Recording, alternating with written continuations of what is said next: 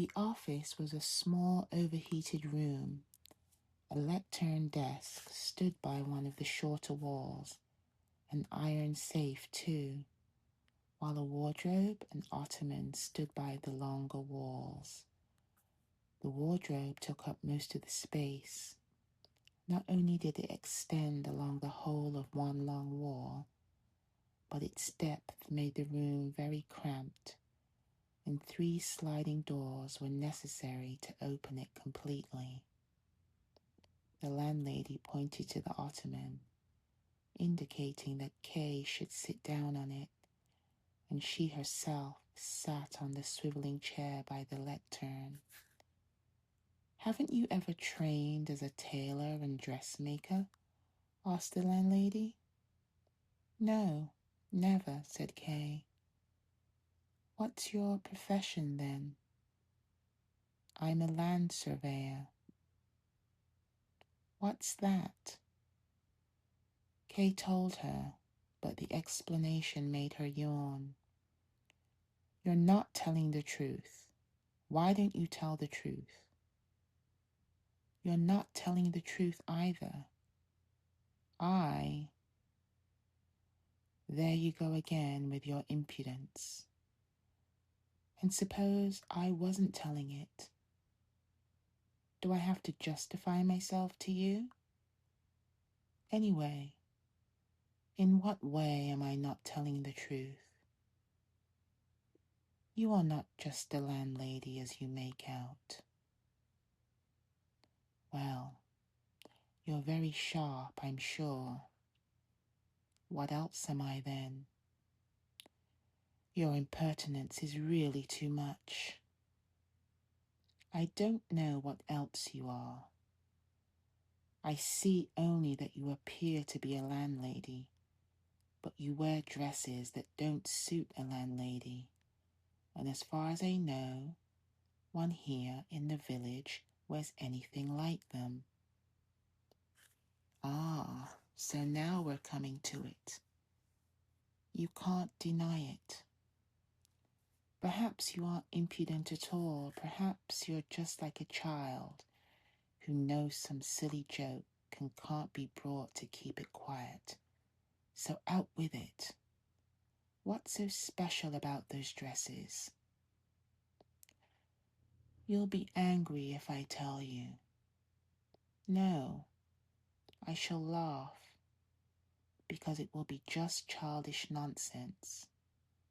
So what are my dresses like? Well, you did ask.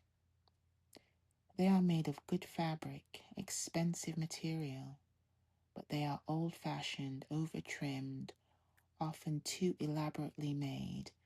They are wearing out, and they suit neither your years, nor your figure, nor your position. I noticed them as soon as I first set eyes on you about a week ago in the front hall here. So now we have it.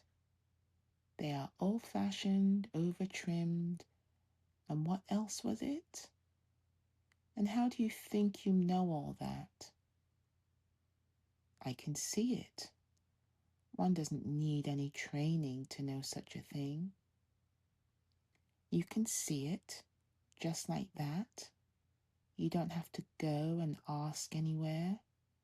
You know at once what fashion demands. You're going to be invaluable to me, because I do have a weakness for beautiful dresses. And what will you say when I tell you that this wardrobe is full of them? She pushed the sliding doors aside, and dress upon dress was to be seen hanging close together, the whole breadth and depth of the wardrobe.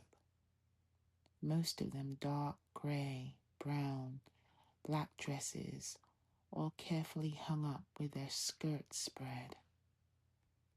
Those are my dresses, all of them old-fashioned and over-trimmed, in your opinion. But these are only the dresses I don't have room for in my bedroom. I have 2 more wardrobes full of them upstairs. 2 wardrobes, each almost the size of this one. Are you amazed? No, I expected something of the kind. As I said, you're more than just a landlady. You're aiming for something else. I'm aiming only to dress well, and you are either a fool or a child or a very bad, dangerous man. So go away. Hurry up. Go away.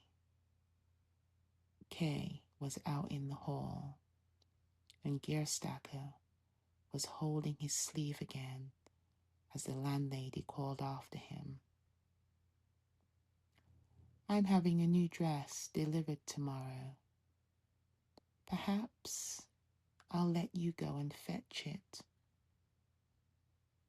Gerstacker, angrily waving his hand as if to silence the landlady from a distance because she bothered him, asked Kay to go with him. At first he couldn't explain why, and he didn't take much notice of Kay's objection that he ought to go to the school now. Only when Kay resisted being dragged off by him did Gerstacker tell him not to worry. He would have everything he needed at his own place. He could give up the post of school janitor, and would he please now come? He'd been waiting for him all day, Gerstacker told him. His mother didn't know where he was. Slowly yielding to his demands, Kay asked how he planned to provide board and lodging for him. Gerstacker just answered briefly, saying he needed Kay to help with the horses. He himself had other business now, and he wished Kay didn't have to be dragged along like this, making unnecessary difficulties for him. If Kay wanted payment, then he, Gerstacker, would give him payment. But for all his tugging, Kay stopped dead now. He didn't know anything about horses, he said. That didn't matter, said Gerstacker impatiently. And in his irate state of mind, he actually clasped his hands pleadingly to persuade Kay to go with him. I don't know why you want me to come with you, Kay said at last. It was all one to Gerstacker, what Kay knew. Is it because you think I can bring influence to bear on Erlanger for you? That's right, said Gerstacker. Why else would I be interested in you? Kay laughed, took Gerstacker's arm, and let the man lead him away through the darkness.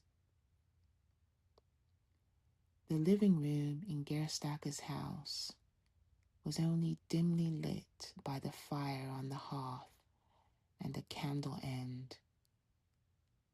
By the light of the latter, someone could be seen stooped in a niche under the sloping rafters that stuck out there, reading a book. It was Gerstacker's mother. She gave Kay her trembling hand and made him sit down beside her. She spoke with difficulty. It was hard to understand her, but what she said. And this, dear listener, is your narrator. We have come to the conclusion of the castle, which famously ends mid-sentence. You have been listening and I have been reading, the unabridged version of the castle. There is another version of this which ends about 3 or 4 chapters ago, where Frida, Kay, and Jeremiah have their confrontation. After this, there will be additional notes discussing the whys and the wherefores of these 2 different versions. So, with that said, I hope you have enjoyed this labyrinthian journey of frustration, longing, bureaucracy, pleading, love, frustration, and all the things. It has definitely been a hard slog, for sure. Kafka's language can be dense. If nothing else, I hope it will have assisted you in getting some sleep. So, what will follow after this are the additional notes on the novel. Thank you for listening.